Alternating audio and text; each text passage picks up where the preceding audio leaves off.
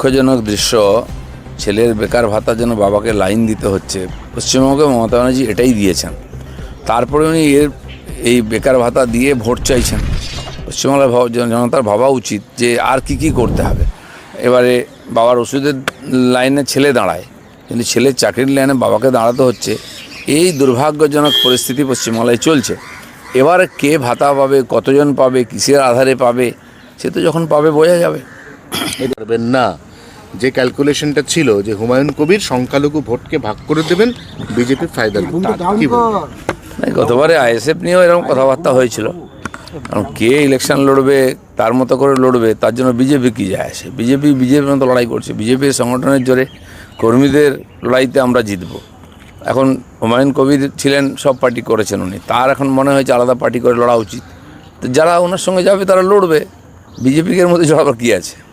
শেষ মুহূর্তে বামের সাথে জোট করতে পারলো না, নওশাদ সিদ্দিকী শেষ মুহূর্তে বেঁকে বসলো, মানে হুমায়ুন কবিরটা একদম কোণঠাসা হয়ে গেল। তার আমি জানি না উনি কী ভেবে পার্টি করেছেন, নিজের জোরে লড়বেন না অন্যের জোরে লড়বেন, সেটা ওনার সমস্যা। এখনও সময় আছে, চলছে চর্চা, কে কার সঙ্গে থাকবে ইকুয়েশন বদল হতে পারে। এসআইআরে শেষ পর্যন্ত 65 লক্ষ নাম এখনো পর্যন্ত বাদ গেছে, আগে 58 ছিল, তারপর আরও সেখানে যোগ হয়েছে কিছু। কিন্তু বিজেপি শুরু থেকে বলে আসছিল 1.5 কোটি নাম বাদ যাবে। অমিত শাহ বলেছিলেন পশ্চিম বঙ্গাল সে 1.5 করোড় ঘুসপেটিও কো হাম বাহার নিকাল দেঙ্গে। অত তো হলো না। না, ঘুসপেটিয়ার সঙ্গে নাম বাদ যাওয়ার খুব একটা ব্যাপার নেই। তো ঘুসপেটিয়া তো 2 কোটি আছে এখানে, এবং এখান 1.5 কোটি ভারতবর্ষে অন্য রাজ্যে আরও 50 লাখ আছে। তারা সব ভোটার আছে এরকম নয় তো, ভোটার হওয়ার চেষ্টা করেছে, কিছু লোক হয়েছে। নাহলে একজনের 100 ছেলে, 200 ছেলে, 250 ছেলে কী করে হলো? এ তো বিশ্বে কোথাও দেখা যায়নি। ধৃতরাষ্ট্রের এতগুলো ছেলে ছিল না, এখন যা দেখা যাচ্ছে। এগুলো কিসের নাম? এগুলো তো বাদ যাবে। তো ভোটার লিস্ট নাম বেরোক, ভোটার লিস্ট, তখন বোঝা যাবে ফাইনাল লিস্ট এলে।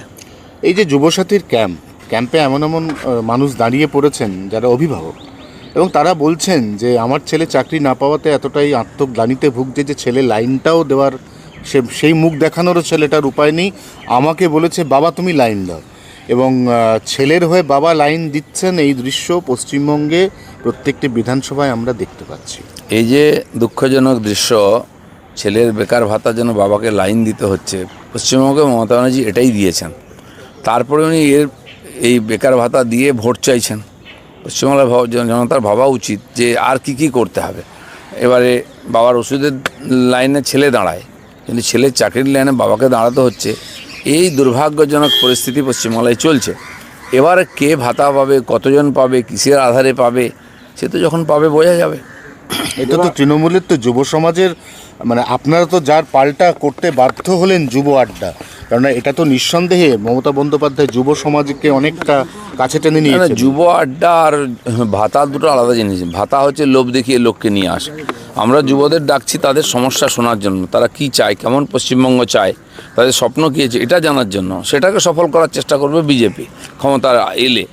আর যুবদেরই দায়িত্ব আছে, তারা তাদের মতো যদি বাংলা চায় তাহলে বাংলায় পরিবর্তন করুক। এখনো পর্যন্ত মাত্র দুদিনে যুবসাথীতে আবেদন 15,36,450 জন। ভোটের ফায়দা তুলতে মমতার এই প্রকল্প রাজ্যের শিক্ষিত বেকারদের পরিসংখ্যানকেই তুলে ধরছে না। 15 লক্ষ তো কিছুই না। 1000 চাকরির জন্য 15 লক্ষ লোক পরীক্ষা দেয়, সে তো ক্যাটাগরিক্যালি থাকে। এখানে তো কয়েক গুণ হবে এই সংখ্যাটা, এখন তো আসল সংখ্যা কোটি পার হয়ে যাবে। তো হয়তো উনি জানতে চাইছেন কত বেকারকে উনি রাখতে পেরেছেন পশ্চিমবাংলায়, তার লিস্ট তৈরি হবে।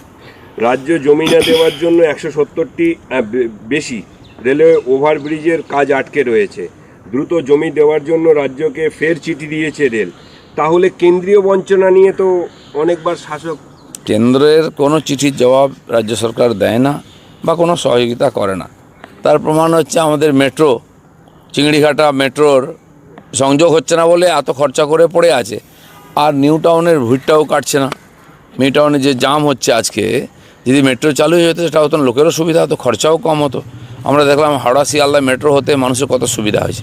কিন্তু মমতা ব্যানার্জি সেটা আটকাবার জন্য সুপ্রিম কোর্টে চলে যাচ্ছেন, সেটা জুড়তে অনুমতি দেবেন না। তো তার কাছ থেকে কী আশা করা যায়? রেলের সমস্ত প্রজেক্টকে আটকে রেখেছেন উনি, এমনকি উনি যেগুলো ভিত্তিপ্রস্তর স্থাপন করেছিলেন সেগুলোও শুরু করতে দিচ্ছেন না। এই মেট্রোটা যদি কানেক্টেড হয়ে যায় অনেকে বলছে যে এটা বিজেপির ফায়দা, ওই জন্য উনি ভোট পর্যন্ত ওই চিংড়িঘাটার কানেকশনটা হতে দিচ্ছেন না বলে অনেকে বলছে। না, পশ্চিমবাংলার মানুষের যদি একটা সাধারণ বুদ্ধি থাকে যে এই ধরনের একটা সরকার, একজন মুখ্যমন্ত্রী যে তাদের জীবনকে সাবলীল করতে পারছেই না, যদি কেউ করে তাকে সহায়তাও করছে না, তো তাদের ভোটা উচিত। রেলকে আটকে রেখে ভোট নেবেন, এটাই ওনার মানে পলিটিক্স।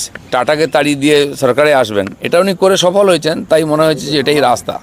বলছি 26-এর ভোট যুদ্ধে হিন্দুত্বে শান দিতেই ফের বিজেপির রথযাত্রা বাংলায়, ফের বিজেপির রথযাত্রা কর্মসূচি উত্তর এবং দক্ষিণ দুই বঙ্গেই ছুটবে বিজেপির রথ।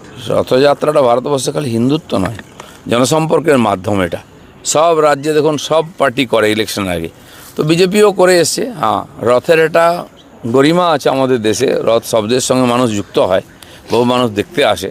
সেই জন্য এই যে যাত্রা, এটা পরিবর্তন যাত্রা হবে, মানুষের কাছে মেসেজ পৌঁছে দেবো, দেশ বাংলায় পরিবর্তন করুন, মোদিজির বার্তা আমরা পৌঁছে দেবো। এই বিজেপি হিন্দুত্ব করে না, আপনারা বলেন BJP secular party. Amit Shah আবার আসছেন মায়াপুর ইস্কন মন্দিরে 18 তারিখ।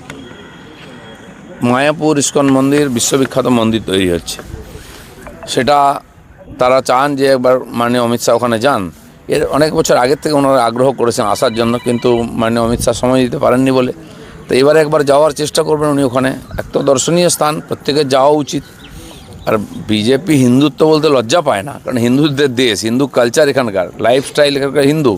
তো সেই জন্য আমরা হিন্দুত্ব বলতে লজ্জা বোধ করি না, আমরা ফালতু সেকুলারিজম দেখাই না, আমরা হিন্দু জীবন পদ্ধতি, হিন্দু আইডিওলজিতে বিশ্বাস করি। বাকি আমাদের সংবিধান আছে, দেশের সংবিধান আছে, সেটা মেনে আমরা কাজ করি। আপনি 18 তারিখ যাবেন? না, আমার যাওয়ার কথা নেই সব জায়গায়। বলছি তৃণমূলের প্রার্থী কারা হবেন, আবেদনকারীদের জন্য ফের বায়োডাটা দিয়ে বক্স তৈরি করলো তৃণমূল ভবনে। না, সে তো দেখুন প্রত্যেক সময় হয় একটা, ওরা তো ঠিক করে রেখেছে একটা আইওয়াস করে, যেহেতু বিজেপিতে সবার মতামত নেওয়া হয়, পাবলিকের মতামত নিচ্ছি আমরা সংকল্পপত্র তৈরি করার জন্য। সেরকম আমাদের অফিসেও যারা ক্যান্ডিডেট হতে চান, জেলা অফিসে, রাজ্য অফিসে, তারা নাম জমা দিচ্ছেন, অ্যাপ্লিকেশন দিচ্ছেন, তার ভিতর থেকে বাছা হবে প্রার্থী।